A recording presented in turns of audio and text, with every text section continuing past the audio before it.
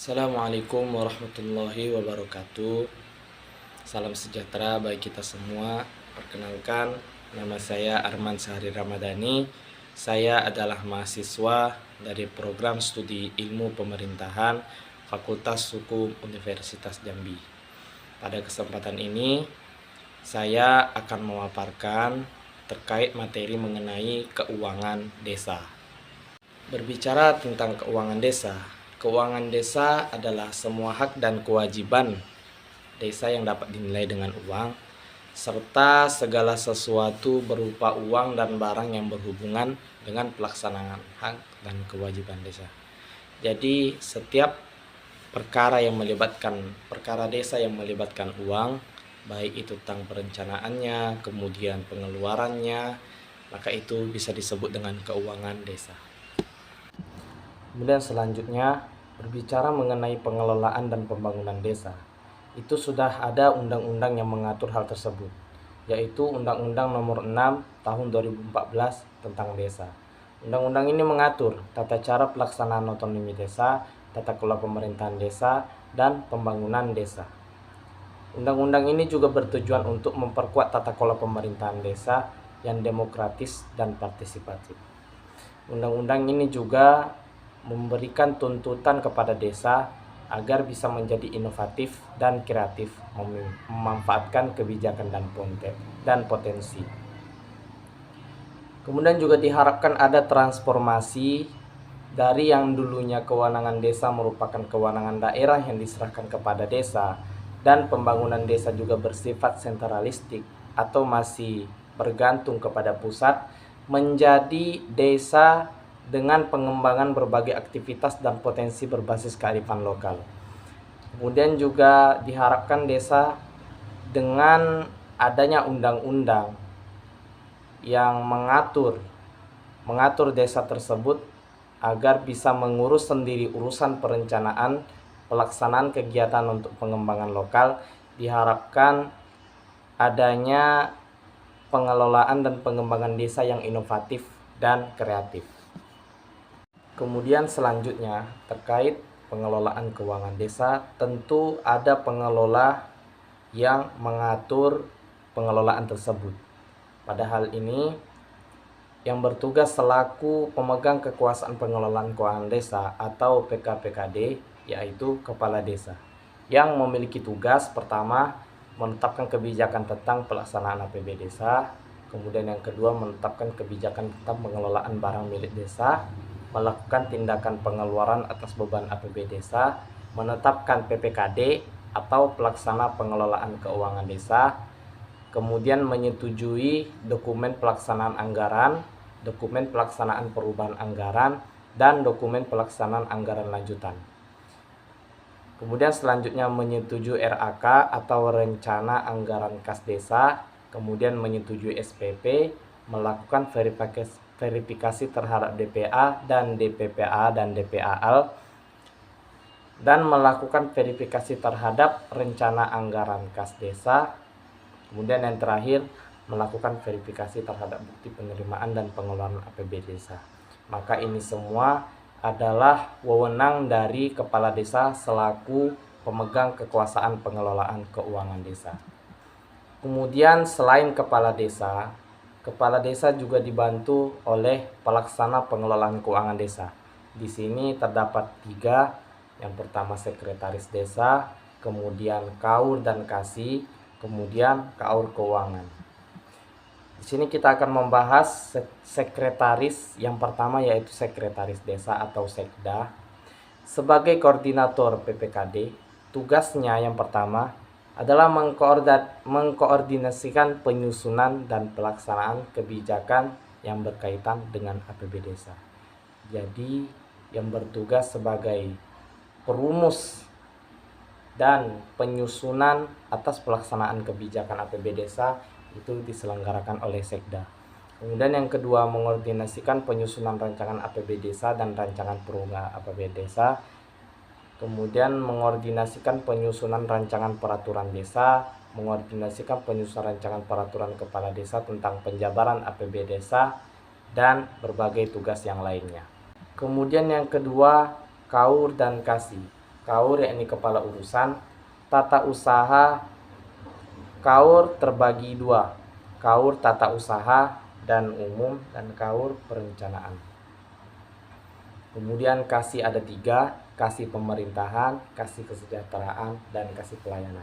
Masing-masing memiliki tugas sendiri. Yang pertama, melakukan tindakan yang mengakibatkan pengeluaran atas beban anggaran belanja sesuai bidang tugasnya. Kemudian melaksanakan anggaran kegiatan sesuai bidang tugasnya, mengendalikan kegiatan sesuai bidang tugasnya, menyusun DPA, DPPA, dan DPAL sesuai bidang tugasnya, serta menandatangani perjanjian kerja dan menyusun laporan pelaksanaan kegiatan sesuai bidang tugasnya. Kemudian yang ketiga, KAUR keuangan, kepala urusan keuangan. Tentu pada setiap sistem ada kepala urusan yang mengatur keuangan, yaitu fungsi pertama melaksanakan fungsi perbendaharaan. Apa saja yang dimaksud fungsi perbendaharaan? Yang pertama, menyusun rancangan anggaran desa. Kemudian yang kedua, tentu KAUR keuangan sangat berperan sekali pada penata usahaan yang meliputi menerima, menyimpan, menyetorkan atau membayar, mempertanggungjawabkan penerimaan pendapatan desa, dan pengeluaran dalam rangka pelaksanaan APB desa. Kemudian pembahasan selanjutnya yaitu anggaran pendapatan dan belanja desa. Anggaran pendapatan dan belanja desa ini ada 3. Pendapatan desa, yang pertama pendapatan desa, kemudian belanja desa, dan yang ketiga pembiayaan desa. Yang pertama yaitu pendapatan desa. Apa yang dimaksud dengan pendapatan desa? Pendapatan desa merupakan semua penerimaan desa dalam kurun waktu 1 tahun anggaran yang menjadi hak desa dan tidak perlu dikembalikan oleh desa. Perlu diingat di sini bahwa semua penerimaan desa dalam 1 tahun. Jadi terhitung dari 1 Januari hingga 30 Desember penuh dan tidak perlu dikembalikan oleh desa. Pendapatan desa di sini ada 3. Yang pertama yaitu pendapatan asli desa. Pendapatan asli desa bisa berupa hasil usaha atau hasil BUM desa, itu badan usaha milik desa. Kemudian bisa berupa hasil aset antara lain tanah kadesa, tanah sengketa, tambatan perahu, pasar desa, dan lain-lain. Kemudian bisa berupa swadaya, partisipasi, dan gotong royong, atau singkatnya penerimaan yang berasal dari sumbangan masyarakat desa. Jadi mungkin ada setiap bulannya pihak dari pemerintah desa datang untuk meminta sumbangan, maka itu bisa dikategorikan sebagai pendapatan asli desa. Kemudian yang keempat, pendapatan asli desa yang lain seperti hasil pungutan desa. Kemudian yang kedua ada transfer. Transfer bisa berupa dana desa, kemudian ada bagian dari hasil pajak daerah dan retribusi daerah kabupaten atau kota. Jadi bisa diambil dari retribusi seperti parkir ataupun pembayaran pajak yang disalurkan, yang ditransferkan dari kabupaten atau kota menuju desa. Kemudian yang keempat ada bantuan keuangan dari anggaran pendapatan belanja daerah provinsi. Kemudian ada bantuan keuangan dari anggaran pendapatan belanja daerah, kabupaten atau kota. Kemudian yang ketiga, pendapatan lain. Penerimaan dari hasil kerjasama desa bisa berupa penerimaan dari bantuan perusahaan berlokasi di desa, bunga bank, penerimaan dari hibah dan sumbangan dari pihak ketiga, dalam hal ini stakeholder atau swasta, kemudian pendapatan lain desa yang sah. Kemudian yang termasuk anggaran pendapatan dan belanja desa yaitu belanja desa. Belanja dapat diartikan sebagai semua pengeluaran yang merupakan kewajiban desa atau dikeluarkan untuk pengelolaan dan pembangunan desa dalam kurun seperti tadi, dalam kurun waktu 1 tahun mulai tanggal 1 Januari hingga 30 Desember anggaran, yang tidak akan diperoleh pembayarannya kembali oleh desa. Jadi ini digunakan untuk kepentingan pengelolaan dan pembangunan desa. dipergunakan untuk kewenangan desa atau dibelanjakan pengeluarannya untuk kewenangan dan kepentingan desa. Terdapat beberapa klasifikasi belanja. Yang pertama, penyelenggaraan pemerintahan desa, seperti gaji pokok dari atau penghasilan tetap tunjangan dan operasional pemerintahan desa, kemudian pelaksanaan pembangunan desa seperti pendidikan, kesehatan, pekerjaan umum dan penataan uang, kawasan permukiman, kehutanan dan lingkungan hidup, dan lain-lain. Kemudian untuk pembinaan kemasyarakatan desa seperti acara keagamaan, kebudayaan, kepemudaan dan olahraga, dan demi ketentraman, ketertiban dan perlindungan masyarakat desa. Kemudian ada pemberdayaan masyarakat desa seperti kelautan dan perikanan yang bergerak di sektor kelautan dan perikanan, kemudian untuk kesejahteraan petani dan peternakan, peningkatan kapasitas aparatur desa, dan lain sebagainya. Kemudian yang termasuk klasifikasi belanja di sini yaitu penanggulangan bencana, keadaan darurat dan mendesak desa. Seperti terdapat kejadian yang merugikan desa dari bencana alam seperti tanah longsor mungkin, atau kebakaran dan lain sebagainya. Itu semua termasuk dalam klasifikasi belanja. Kemudian selanjutnya ada beberapa jenis dari belanja.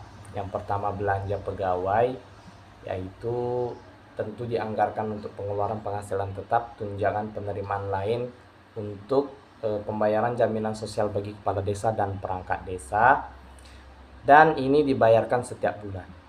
Kemudian ada belanja barang atau jasa, antara lain untuk yang pertama pastinya operasional pemerintah desa, kemudian untuk pemeliharaan sarana prasarana desa, kegiatan teknis, sosialisasi rapat, pelatihan, bimbingan operasional BPD, dan pemberian barang pada masyarakat atau kelompok masyarakat. Kemudian ada belanja modal serta belanja tak terduga. Hal ini termasuk di antara jenis-jenis belanja.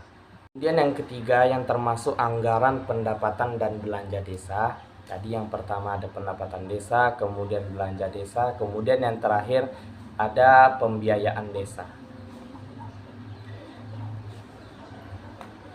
Apa yang dimaksud dengan pembiayaan?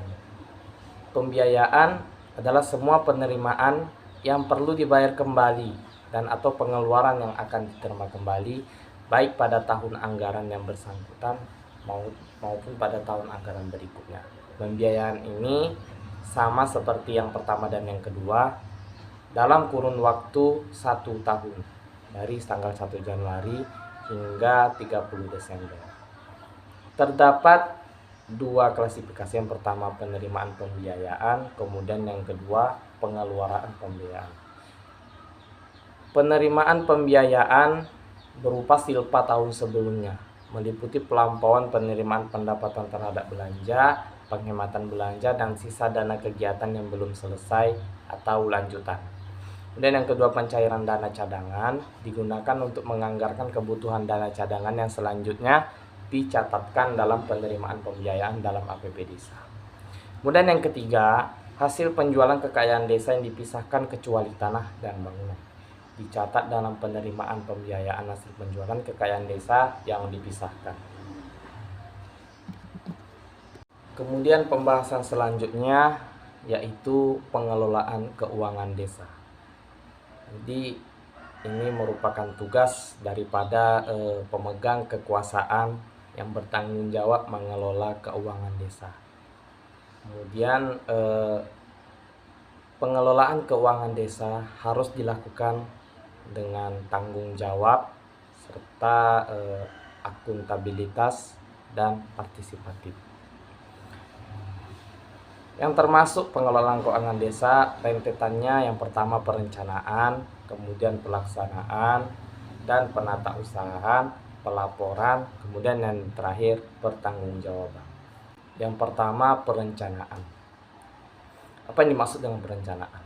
Perencanaan merupakan perencanaan penerimaan dan pengeluaran pemerintahan desa pada tahun anggaran berkenaan yang dianggarkan dalam APB desa.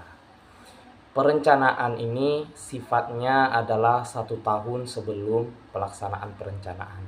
Jadi perencanaan ini dilaksanakan 1 tahun sebelum diadakannya pelaksanaan. Mengacu pada pedoman penyusunan APB desa yang diatur dengan peraturan bupati atau wali kota setiap tahun yang memuat tentang sinkronasi kebijakan pemerintahan daerah kabupaten atau kota dengan kewenangan desa dan RKP desa. Perencanaan ini juga diadakan pada Musrembang Des, rancangan APBD Sekdes, menyampaikan rancangan peraturan desa tentang APBD ke kepala desa, kemudian disampaikan kepala desa ke PBD dan dibahas dalam Musdes, disampaikan dapat Bupati oleh camat untuk dievaluasi penetapan APBD. Jadi perencanaan ini dilakukan pada Musrembang Des atau musyawarah pembangunan desa yang diadakan 1 tahun sebelum pelaksanaan dari perencanaan ini diadakan. Kemudian yang kedua, pelaksanaan. Pelaksanaan diadakan 1 tahun setelah diadakannya perencanaan. 1 tahun setelah diadakan perencanaan. Yang termasuk pelaksanaannya ini merupakan penerimaan dan pengeluaran desa yang dilaksanakan melalui rekening desa pada bank yang ditunjuk bupati atau wali kota. Kepala desa menugaskan KAUR dan kasih pelaksana kegiatan anggaran sesuai tugasnya menyusun DPA paling lama 3 hari setelah peraturan desa tentang APB desa dan peraturan kepala desa tentang penyebaran APB desa ditetapkan. Kemudian ada DPA, terdiri dari yang pertama, rencana kegiatan dan anggaran desa, merinci setiap kegiatan anggaran yang disediakan, dan rencana penarikan dana untuk kegiatan yang telah dianggarkan. Dan yang kedua, rencana kerja kegiatan desa atau RKKD, merinci lokasi, volume, biaya, sasaran, waktu pelaksanaan kegiatan, pelaksana kegiatan anggaran, dan tim yang melaksanakan kegiatan. Dan yang ketiga, rencana anggaran biaya, merinci satuan harga untuk setiap kegiatan. Jadi pelaksanaan ini dilaksanakan di tahun setelah tahun perencanaan. Jadi pada tahun perencanaan ini dilaksanakan pada tahun sebelumnya, kemudian pada tahun setelahnya barulah diadakan pelaksanaan. Kemudian yang ketiga, penata usahaan. Penata usahaan ini juga dilakukan 1 tahun sebelum pelaksanaan. Dilakukan oleh KAUR Keuangan. Jadi tanggung jawab penata usahaan itu dilakukan oleh kepala urusan keuangan yang tadi sudah dijelaskan sebagai pelaksana fungsi perbendaharaan dengan mencatat setiap penerimaan dan pengeluaran dalam buku kas umum yang ditutup setiap bulan. Kemudian selanjutnya yaitu pelaporan. Pelaporan diadakan di tahun pelaksanaan, tepatnya di akhir tahun. Kepala desa menyampaikan laporan pelaksanaan APB desa semester pertama kepada bupati atau wali kota melalui camat yang terdiri dari laporan pelaksanaan APB desa dan laporan realisasi kegiatan. Beginilah rentetan pelaporan dimulai oleh kepala desa menyampaikan laporan pelaksanaan APB desa kepada bupati atau wali kota. Jadi urutannya kepala desa, camat, bupati atau wali kota, dan laporan realisasi kegiatan. Kemudian setelah disampaikan oleh camat kepada bupati atau wali kota, kemudian bupati atau wali kota menyampaikan laporan konsolidasi pelaksanaan APB desa yang telah dilaporkan kepada menteri melalui Direktur Jenderal Bina Pemerintahan Desa paling lambat minggu kedua bulan Agustus tahun berjalan. Kemudian yang terakhir merupakan rentetan yang paling penting di antara semua rentetan, yaitu pertanggungjawaban.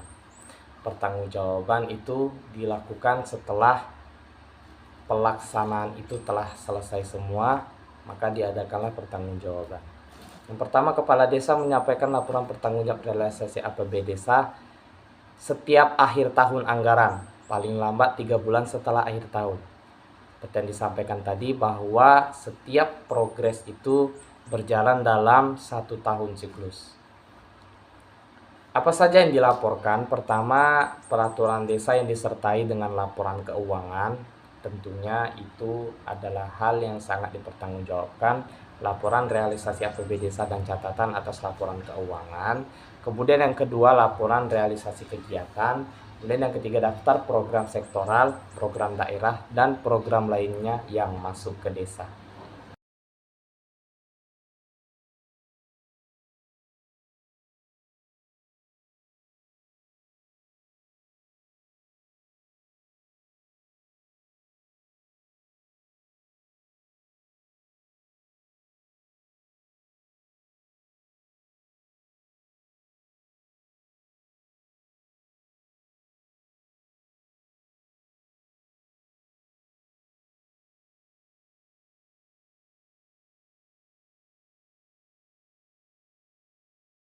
Kemudian selanjutnya pemanfaatan dana desa dalam kurun waktu 8 tahun, yakni 2015 sampai 2023 per 19 Juni.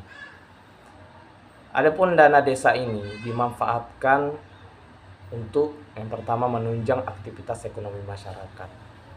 Dalam hal ini seperti pembangunan jalan, kemudian pembangunan jembatan yang sangat berpengaruh sekali terhadap peningkatan ekonomi masyarakat desa. Kemudian selain itu ada untuk BUM desa, pasar desa, tambatan perahu bagi di wilayah pesisir, kemudian ada irigasi dan lain sebagainya. Dan selain itu juga dimanfaatkan untuk meningkatkan kualitas hidup masyarakat, baik itu dari segi pendidikan, jasmani, kemudian sarana olahraga, air bersih, drainase, posyandu, atau sampai sumur buatan. Hal itu digunakan dari dana desa dan untuk desa. Selanjutnya dapat dilihat pada gambar ilustrasi di sini yang menunjukkan berbentuk grafik yang menunjukkan bahwa karena adanya program pemanfaatan dana desa, maka setiap tahunnya angka kemiskinan atau jumlah penduduk miskin di desa itu semakin menurun. Bisa dilihat bahwa pada tahun 2015 tingkat kemiskinan pada rata-rata desa yaitu 17,94%. Bisa dibandingkan dengan tahun 2023 yang berjumlah 14,16%. Ini berarti menunjukkan adanya peningkatan program pemanfaatan dana desa. Kemudian di sini ada persoalan yang sangat serius sekali, ini membahas tentang korupsi. Bahwa korupsi adalah hal yang sangat tidak terelakkan pada negara kita ini. Bisa dilihat bahwa korupsi dilakukan paling banyak yaitu pada dana desa. Maka sangat diperlukan sekali pengelola atau pemegang kekuasaan pengelolaan keuangan desa adalah orang yang tentu sangat bertanggung jawab sekali, apalagi korupsi ini adalah sangat yang tidak terelakkan lagi pada negara kita. Bisa dilihat bahwa dengan menggunakan dana desa yang seharusnya digunakan untuk pengembangan dan pembangunan desa, tapi malah digunakan untuk berbagai kepentingan pribadi. Bisa dilihat di sini ada berbagai berita yang dimana menggunakan dana desa untuk kepentingan pribadi yang seharusnya digunakan untuk pembangunan dan pengelolaan desa. Maka diperlukan sumber daya manusia yang mampu mengelola dan memanfaatkan dana desa dengan sebaik mungkin. Bisa dilihat pada layar terdapat beberapa modus korupsi dana desa. Yang pertama seperti membuat rancangan anggaran di atas harga pasar, kemudian pungutan atau pemotongan dana desa oleh oknum pejabat, kemudian peminjaman sementara dana desa untuk kepentingan pribadi tapi tidak dikembalikan, sampai membuat kegiatan atau proyek fiktif yang dananya dibebankan kepada dana desa. Di sini adalah beberapa modus yang digunakan oleh kepala desa yang sangat tidak bertanggung jawab untuk menggunakan dana desa demi kepentingan pribadi. Lalu dari persoalan korupsi ini, maka apa sih solusi yang bisa kita terapkan agar menghindari hal tersebut? Sesuai dengan Permendagri nomor 20 tahun 2018 pasal 2, asas-asas pengelolaan keuangan desa. Jadi pemegang kekuasaan harus berpegang kepada asas-asas ini. Yang pertama, transparan, yaitu prinsip keterbukaan yang memungkinkan masyarakat untuk mengetahui dan mendapat akses informasi seluas-luasnya tentang keuangan desa. Kemudian yang kedua, akuntabel, yaitu perwujudan kewajiban untuk mempertanggungjawabkan pengelolaan dan pengendalian sumber daya. Kemudian ada partisipatif, kemudian yang terakhir, tertib dan disiplin anggaran. Pengelolaan keuangan desa harus mengacu pada aturan atau pedoman yang melandasinya. Lantas, mengoreksi dari kejadian-kejadian yang sebelumnya, upaya apa sih yang harus dilakukan? Yang pertama tentunya peningkatan kapasitas SDM, sumber daya manusia, karena dari sumber daya manusia inilah korupsi itu terjalin. Karena sumber daya manusia yang tidak bertanggung jawab dan tidak baik, maka terjadilah yang namanya korupsi. Kemudian upaya yang dapat dilakukan, pertama, digitalisasi. Dengan adanya digitalisasi, maka transparansi diharapkan dapat diterapkan dengan adanya digitalisasi. Kemudian yang ketiga, penguatan lembaga pengontrol desa. Jadi perlu adanya sosialisasi terhadap pemegang kekuasaan atau yang memegang kontrol terhadap keuangan, anggaran, dan dana desa. Sekian pemaparan singkat dari saya. Semoga ada manfaatnya. Bila ada salah kata atau salah perbuatan, saya mohon maaf. Saya akhiri. Wassalamualaikum warahmatullahi wabarakatuh.